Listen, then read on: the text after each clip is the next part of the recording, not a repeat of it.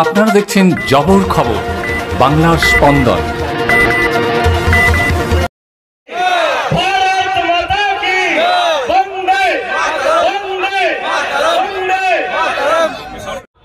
একদিকে তোলামূল, আপনাদের কিচ্ছু করতে হবে না, নিজেরাই নিজেদের গুতগুতি করে মরছে।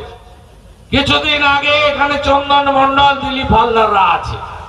আমি গেছিলাম জয়নগরের ওই গ্রামে, কি করেছে আপনারা দেখলে চোখে দেখতে পাবেন না। সেখানে এক অত্যাচারী উপপ্রধান তৃণমূলের, তাকে তৃণমূলের লোকরাই খুন করে দিয়েছে। এখানে কদিন আগেই ঘটেছে বারুইপুরে। এখানকার যিনি এমএলএ বাবু আছেন, তিনি তো বিধানসভা থেকে আমাকে তাড়াতে পারলেই বাঁচেন। তিনি বিধানসভা থেকে আমাকে তাড়াতে পারলেই বাঁচেন। এমএলএ বাবু তিনি এখানে এসেছিলেন, এসে বলে গেছেন সিপিএম সামনে, পিছনে বিজেপি আছে এই খুনের পিছনে। আমরা কোথাও নেই, এদের আপনাদের কিছু করতে হবে না, এমনিতেই এরা চলে যাবে। আপনারা শুধু জনগণকে ঐক্যবদ্ধ করুন, মানুষকে জাগ্রত করুন। আমি 34 বছরে আমাদের শিক্ষা, আমাদের কর্মসংস্থান, শিল্পকে ধ্বংস করা সিপিএম এর বিরুদ্ধে বলে আমি আপনাদের বেকার যুবক যুবতী এবং যুব সমাজকে কিভাবে ধ্বংসের কিনারা এই মমতা ব্যানার্জি আর তার কোম্পানি নিয়ে যাচ্ছে সে কথা দু চার কথায় বলে আমি প্রস্থান করব।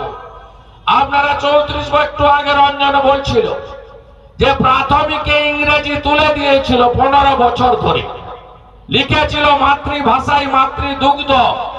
15 বছর পরে ইংরেজি ফিরিয়ে এনে বলেছিল ভুল করেছে। কম্পিউটার প্রচলন বন্ধ করে দিয়েছিল এই কমরেডরা, এবং পশ্চিমবাংলার শিল্পের যে সর্বনাশ হয়েছে তার শুরু এদের সময়কালে হয়েছিল। আপনারা জানেন 1 কোটি বেকার পশ্চিমবাংলায় সৃষ্টি করে 2 লক্ষ কোটি টাকা ঋণের বোঝা চাপিয়ে বাংলাকে ধ্বংস করে চলে গেছে। আপনি কলেজে স্কুলে যেখানে যাবেন সেখানে দেখবেন সিপিআইএম এর নেতাদের আত্মীয় স্বজনরা তারা সেই সময়কালে তারা চাকরি পেয়েছে। এ কথাটা সত্য। সিপিএম চাকরি পেয়েছে, তাদের নেতাদের ক্যাডারদের চাকরি দিয়েছে চিরকুটে, আর তৃণমূল চাকরিগুলো বেচেছে। অর্থাৎ কয়েনের এদিক যা ওদিক তাই। আপনার আমাদের এই বাংলায় কংগ্রেস টেস্টেড এবং রিজেক্টেড, সিপিএম টেস্টেড এবং rejected, Trinamool tested, would be rejected. Rejected এর পথে হ্যাঁ কি না বলুন? তৃণমূলকে কেউ ভোট দেবে? আর ভোট দেবে না তৃণমূলকে। তাই একমাত্র টেস্ট আপনারা বিজেপি সরকারের পাননি। আপনাদের হাতে স্মার্টফোন আছে, টিভি দেখেন, আপনারা বেড়াতে যান, তীর্থ করতে যান, আপনারা কামাখ্যা মায়ের মন্দিরে পুজো দিতে গিয়ে আসামের চিত্রটা দেখতে পাচ্ছেন হেমন্ত বিশ্ব শর্মা কিভাবে পরিবর্তন করেছে। আপনারা উত্তরপ্রদেশে যখন যান, বেনারসে কাশীধামে যখন যান, অযোধ্যায় যখন যান, 22শে জানুয়ারির পরে তো আরো বেশি করে যেতে হবে। আপনারা উত্তরপ্রদেশের পরিবর্তন আপনারা দেখতে পেয়েছেন।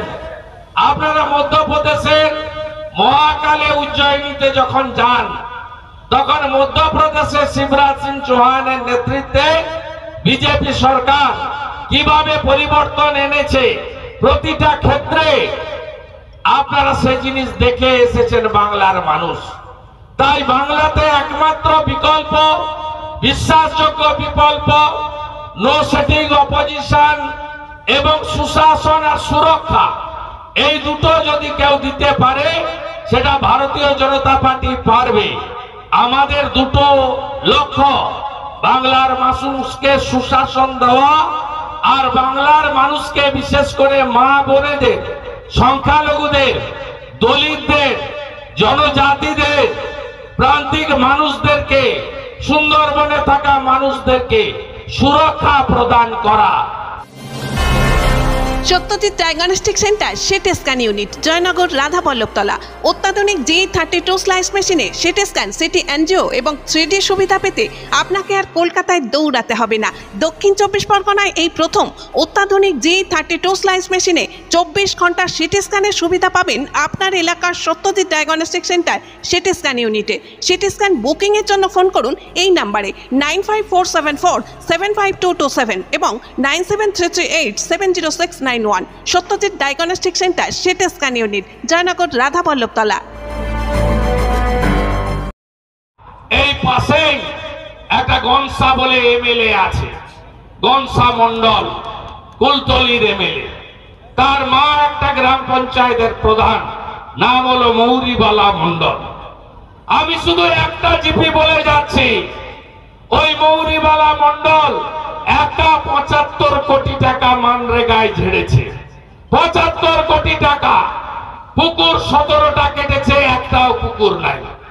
আর কলা গাছ বসিয়ে ফলের বাগান কোথাও থাকে না, এখানে ঝড় হয়।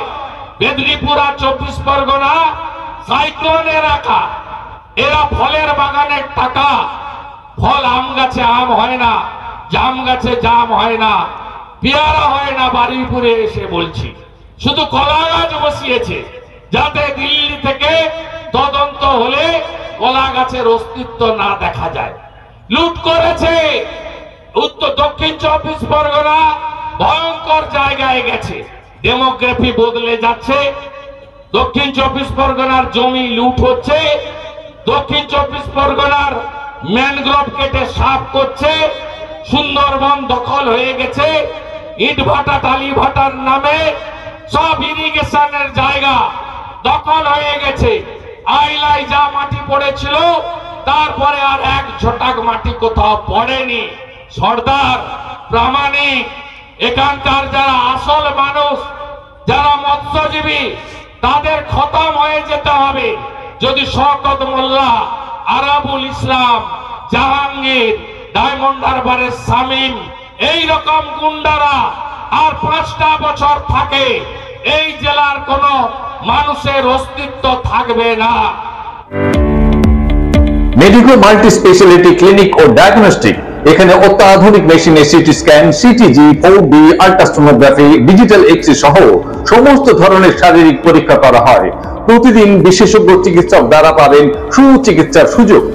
মেডিকো মাল্টি স্পেশালিটি ক্লিনিক ও ডায়াগনস্টিক, জয়নগর থানা সংলগ্ন রেলগেটের কাছে, স্পন্দন নার্সিং হোমের বিপরীতে। ফোন 9832800700 এবং 9933749467। এলাকার মানুষের সুস্বাস্থ্যের কথা মাথায় রেখে কলকাতার পর জয়নগরে এই প্রথম আমরা কেএমটিও হলটার পরিষেবা চালু করলাম।